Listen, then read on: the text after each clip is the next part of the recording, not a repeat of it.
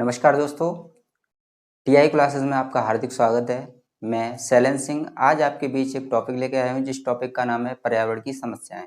पिछले टॉपिक में हमने पढ़ा था कि व्हाट इज एनवायरनमेंट, एनवायरनमेंट क्या है, इसकी उपयोगिता क्या है, हमारी लाइफ में इसकी इम्पोर्टेंस क्या है।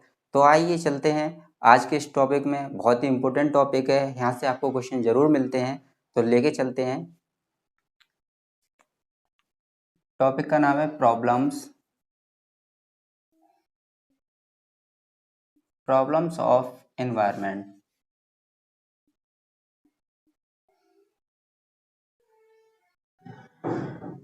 यानी कि पर्यावरण की समस्याएं। जैसा कि हम सभी जानते हैं, आज की डेट में हमारे इस पर्यावरण में वो चीज़ें घटित हो रही हैं जिसकी हम सब ने कभी कल्पना ना की थी। उन सब का रीज़न है मनुष्य। आज जो भी एटमॉस्फेयर में क्लाइमेट चेंज हो रहा है उसके पीछे कहीं ना कहीं मनुष्य का हाथ है। साइंस जैसे जैसे तरक्की कर रहा है, एनवायरनमेंट में कमी भी आ रही है प्रदूषण की, और प्रदूषण बढ़ भी रहा है। तो सबसे पहले जानते हैं कि आखिर पर्यावरण में प्रदूषण की जो समस्या है वो है क्या। तो सबसे पहला टॉपिक है, सबसे पहले लेके चलते हैं डिफॉरेस्टेशन, यानी कि वृक्षों का कटाव।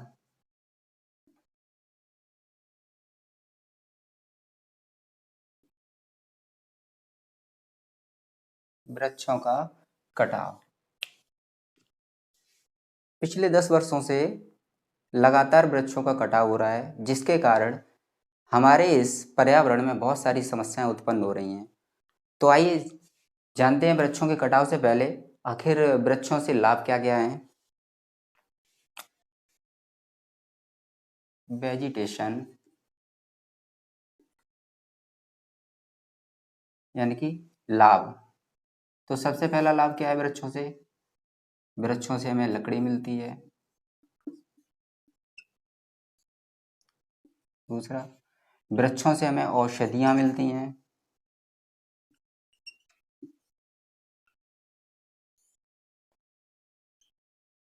वृक्षों से हमें फल मिलते हैं।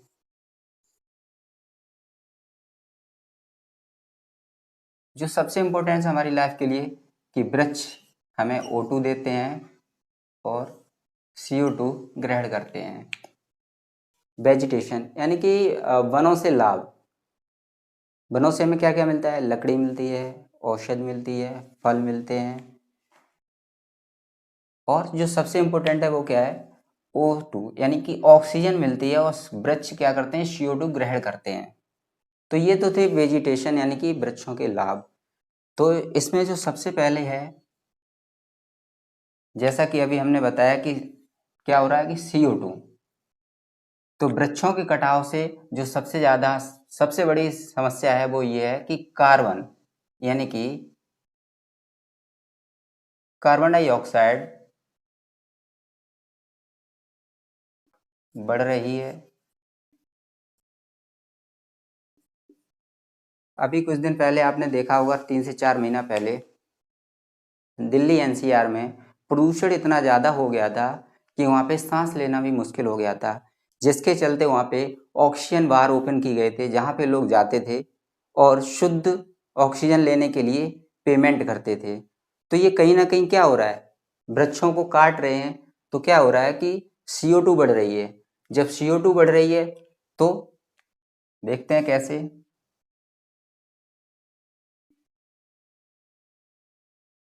ये वृक्ष है, जब इस वृक्ष को काट देंगे तो क्या होगा?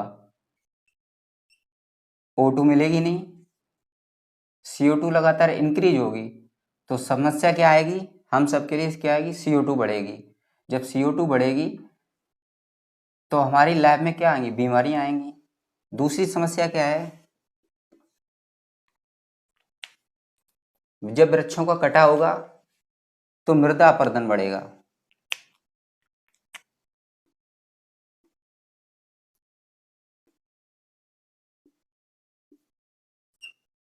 मृदा अपरदन बढ़ेगा। आइए देखते हैं कैसे बढ़ेगा। मान लेते ये एक वृक्ष है, ये वृक्ष की जड़ें हैं।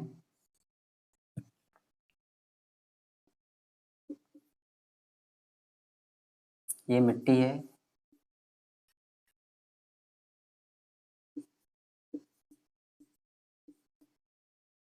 जब बादलों से बारिश होगी तो क्या होगी कि जब बादलों से बारिश होगी तो ये जो वृक्ष हैं ये हमारी जड़ें हैं, मिट्टी को जकड़े रहती हैं। तो इससे क्या होगा कि मिट्टी बहेगी नहीं। लेकिन जब इस वृक्ष को ही काट दिया जाएगा तो जब ये वृक्ष रहेंगे ही नहीं तो ये मिट्टी क्या है, बहना शुरू हो जाएगी, जिससे क्या है, मृदा अपरदन की समस्या बढ़ेगी। जो तीसरा कारण है, तीसरा जो सबसे इम्पोर्टेंट है वो क्या है कि रेनफॉल।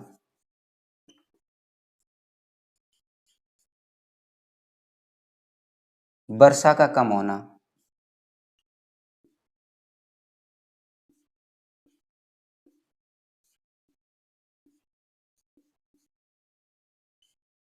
आइए समझते हैं कैसे।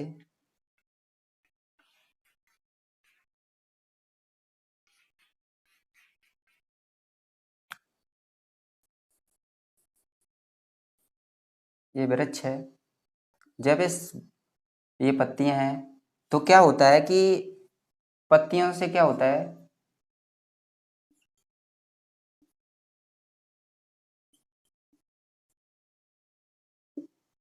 पत्तियों से जलवाष्प बनता है। जलवाष्प से संघनन होता है। संघनन से बादल बनते हैं और बादल से क्या होती है, वर्षा। यानी कि ये जो पत्तियां वो किसका काम करती हैं, जलवाष्प का। जब जलवाष्प होगा तो संघनन होगा, जब संघनन होगा तो बादल बनेंगे, जब बादल बनेंगे तो वर्षा होगी। अब जब हम इस वृक्ष को ही काट देंगे तो क्या ये सारी चीजें हो पाएंगी? तो कहीं ना कहीं वृक्षों को काटने से सबसे इम्पोर्टेंट क्या है कि वर्षा कम होगी। और जब वर्षा कम होगी तो आप तो जानते ही, जब वर्षा कम होगी तो हमारे एटमॉस्फेयर में क्या होगा, गर्मी बढ़ेगी। किसानों के लिए बहुत सारी परेशानियां होंगी। तो कहीं ना कहीं बहुत सारे रीजन हैं, जिस वृक्ष अगर हम काटेंगे तो CO2 बढ़ेगी, दूसरा मृदा अपरदन बढ़ेगा, तीसरा वर्षा कम होगी, और जो चौथा है वो सबसे इम्पोर्टेंट है, वो क्या है कि नॉइज पॉल्यूशन।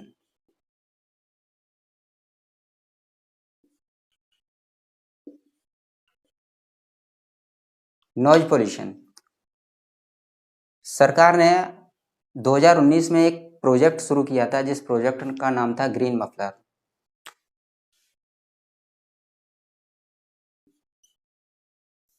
Green muffler.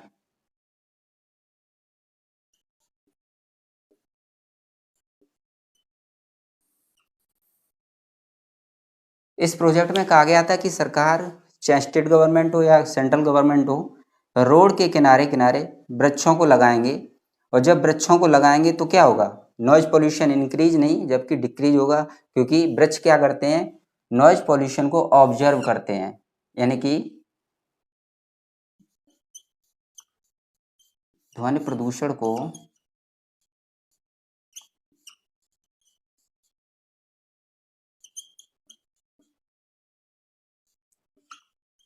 घटाते हैं। अब जब वृक्ष ही नहीं होगा तो क्या होगा, नॉइज पोल्यूशन भी बढ़ेगा। जब नॉइज पोल्यूशन बढ़ेगा तो क्या होगा, हमारे इस एटमॉस्फेयर में समस्याएं बढ़ती जाएंगी। तो आप इन सब का स्क्रीनशॉट ले लीजिए, आगे हम बात करते हैं। तो हमने देखा कि अगर हम वृक्षों को काटेंगे तो हमारी लाइफ में क्या क्या समस्याएं आएंगी, नॉइज पोल्यूशन बढ़ेगा, वर्षा की समस्या आएगी, मृदा अपरदन बढ़ेगा, CO2 बढ़ेगा। तो कहीं ना कहीं ये सब हमारी लाइफ में क्या है, प्रॉब्लम्स ही प्रॉब्लम्स आएंगी।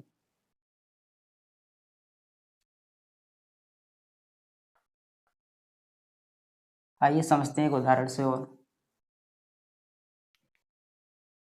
आपने नाम सुना होगा अमेजन फॉरेस्ट।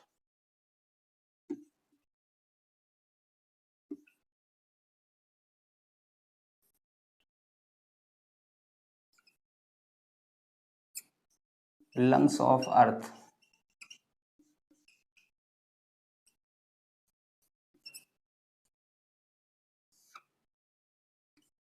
पृथ्वी के फेफड़े।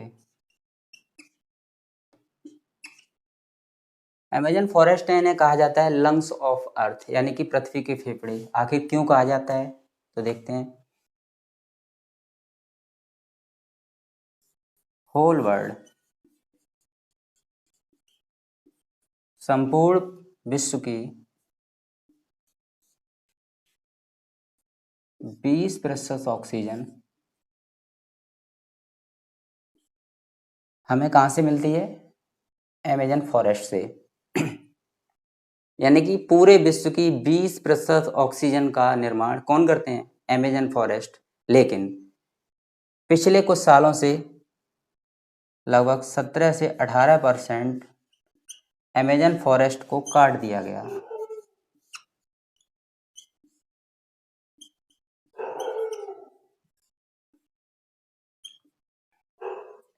सत्रह से 18% काट दिया गया है। आपने कुछ समय पहले एक समस्या सुनी थी, ऑस्ट्रेलिया में, ऑस्ट्रेलिया के वनों में आग लग गई थी। कुछ वन काट दिए जाते हैं, कुछ आग लगने के कारण भी खत्म हो जाते हैं।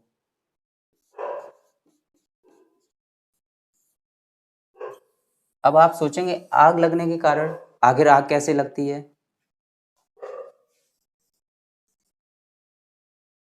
कॉजेज ऑफ फायर, 17 से 18% वृक्षों को काट दिया गया है। दूसरा क्या है कि जो वन है वो आग लगने के कारण भी खत्म हो रहे हैं। आखिर कैसे, आग के कारण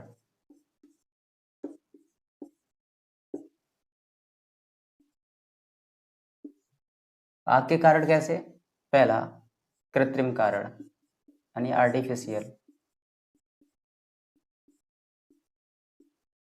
बहुत सारे लोग हैं जो स्मोकिंग करते हैं, वो क्या करते हैं, वनों में जाते हैं, जैसे ही जाते हैं सुट्टा मारा, जलती हुई सिगरेट या जलती हुई बीड़ी को फेंक दिया, कुछ समय बाद वहाँ पे आग लग जाती है। धीमे धीमे वो आग पूरे वन में फैल जाती है। इससे क्या होता है, मनुष्य खुद ही दैनिक संपदा को क्या कर रहा है, नष्ट कर रहा है। दूसरा कारण होता है पलाश की पत्तियों का कारण।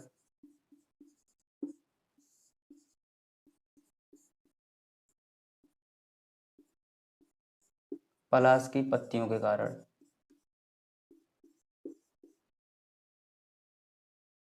पलाश की पत्तियां जब आपस में फ्रैक्शन यानी घर्षण करती हैं तो उनकी रगड़ से क्या होती है, उनमें आग उत्पन्न हो जाती है। वो एक पत्ती से दूसरी पत्ती, दूसरी पत्ती से पूरे वृक्ष, और धीरे धीरे करके वो आग फैलती जाती है और क्या करती है, वृक्षों को नुकसान करती है। और वृक्षों में जब नुकसान करती है तो वृक्ष कम होने लगते हैं। एक और कारण होता है तीसरा, वोल्केनिज्म यानी कि ज्वालामुखी। ज्वालामुखी क्रिया, ज्वालामुखी क्रिया के कारण भी क्या है, उसमें से आग निकलती है। जब आग निकलती है तो वृक्षों को नुकसान होता है, वृक्षों को नुकसान होता है तो क्या होता है कि CO2 बढ़ती है और O2 क्या होती है, घटती जाती है। पहला कारण तो था, आपने देखा दोस्तों, डिफॉरेस्टेशन यानी कि वृक्षों का कटाव। प्रदूषण का दूसरा कारण क्या है, दूसरा कारण है दोस्तों इंडस्ट्रीज यानी कि उद्योग। उद्योगों की वजह से भी लगातार प्रदूषण होता जा रहा है। कैसे हो रहा है देखते हैं।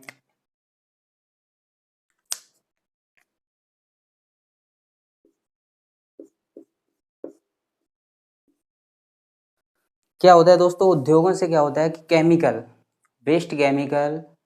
वेस्ट हॉट वाटर जब नाले के माध्यम से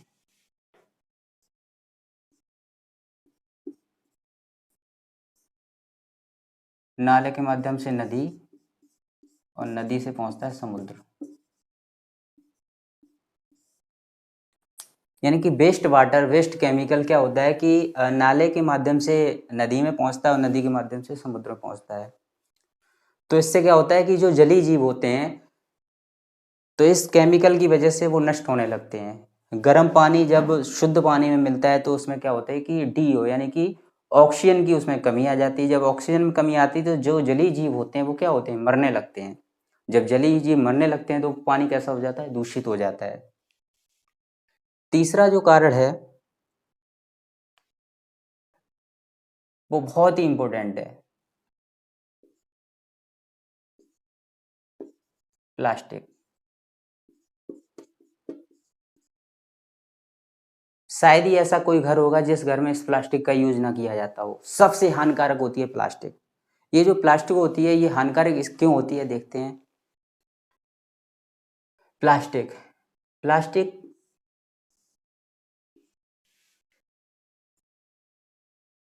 जो प्लास्टिक होती है उसे डेस्ट्रॉयड नहीं किया जा सकता, रिसाइकल किया जा सकता है, क्योंकि ये पॉलीमर जो होता है उसे हम क्या करते हैं, डेस्ट्रॉय नहीं कर सकते, रिसाइकल कर सकते हैं। अब समझते हैं कैसे। आज आज हम सबके घर में क्या होती है, प्लास्टिक होती है, प्लास्टिक की थैलियाँ होती हैं। उनको क्या करते हैं हम, ये मान लिया कोई घर है,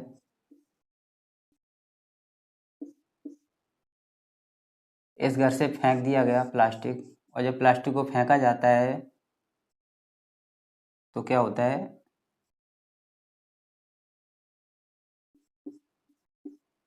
ये कोई जानवर है, जैसे मान लिया गाय, इसको गाय खा लेती है। जब गाय खा लेती है तो क्या होता है, पेट में उसके पहुंच जाता है, और जब पहुंच जाता है तो पेट में उसके जो होता है वो गलने लगती है, जिससे उसके पेट में गला लग जाता है और ये जानवर क्या होती है, मरने लगती है। वही सीन होता है, नदी नाले में पहुंच जाता है, जली जीव मछलियां जब उसको खाते हैं तो वो जैसे ही उनके पेट में जाती है तो ये उनके पेट में भी गलना शुरू हो जाता है। जब पेट में गलना शुरू हो जाता है तो गलते तो है नहीं पूर्ण रूप से, तो वो उनकी बॉडी है क्या करती है, उन्हें गला नहीं पाती है और खुद वो गलने शुरू हो जाती है। प्लास्टिक प्लास्टिक का थोड़ा सा इतिहास आपको मैं बताता हूँ। प्लास्टिक जो थी वो सर्वप्रथम थुले ने बनाई थी। एक थुले थे वैज्ञानिक, सबसे पहले प्लास्टिक बनाई।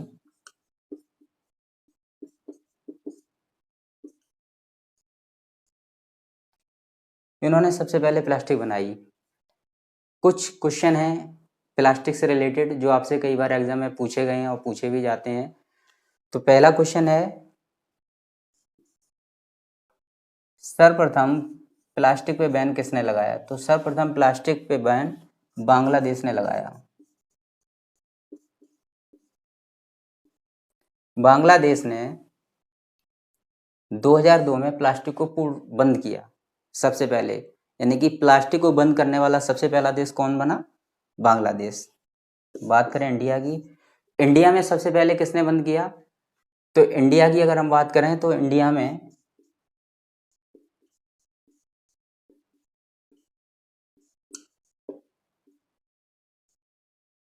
बंद किया हिमाचल प्रदेश, यानी कि हिमाचल प्रदेश ने।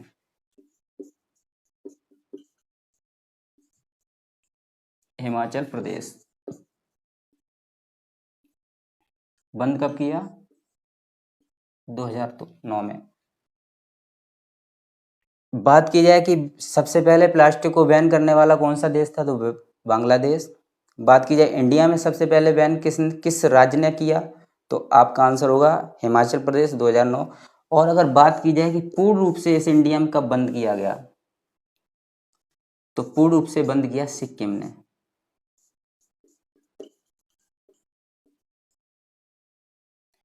पूर्ण रूप से बंद करने वाला हमारा भारत का पहला राज्य कौन बना? सिक्किम, जिसने 2011 में प्लास्टिक को पूर्ण रूप से बैन कर दिया और इसे संज्ञा दी गई कार्बनिक राज्य की, यानी कि world organic state. World organic state. दोस्तों अभी एक थोड़ा सा मिस्टेक हो गया, यानी 2002 में बांग्लादेश ने बैन किया था पूर्ण रूप से, इंडिया में हिमाचल प्रदेश ने 2009 में, सिक्किम ने पूर्ण रूप से 2011 में नहीं 2018 में पूर्ण रूप से बंद किया था। इसीलिए इसे वर्ल्ड ऑर्गेनिक स्टेट के नाम से भी जाना जाता है। दोस्तों ये 3 समस्याएं थी जो हमारे पर्यावरण में प्रदूषण का अहम रोल निभाते हैं। अगली जो समस्या है वो बहुत ही इंपॉर्टेंट है,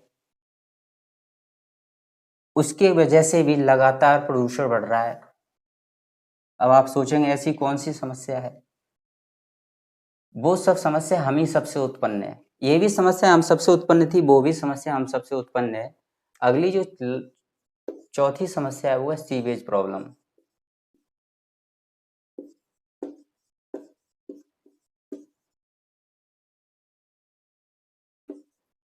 सीवेज प्रॉब्लम, सीवेज की समस्या। सीवेज की समस्या यानी कि हमारे घर में जो घरेलू अपशिष्ट होता है,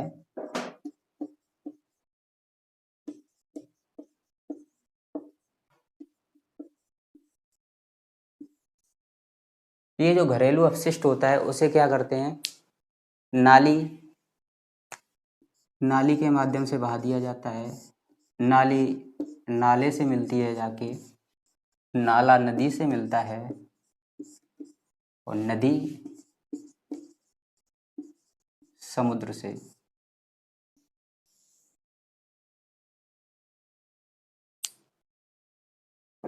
जो घरेलू अपशिष्ट है उन्हें नाले के माध्यम से नाले, और नाले के माध्यम से नदी, नदी के माध्यम से समुद्र, यानी कि एक सिस्टम, पूरे सिस्टम के तहत ये समुद्र पहुंचते हैं। तो क्या होता है, दूषित नदी भी हो जाती है और दूषित समुद्र भी हो जाती है। जब दूषित नदी होती है तो जलीय जीव उनको भी नुकसान होता है, समुद्र में जब पहुंचता है तो उससे भी जलीय जीव को नुकसान होता है। तो दोस्तों ये तो कुछ प्रॉब्लम्स एनवायरनमेंट की थी।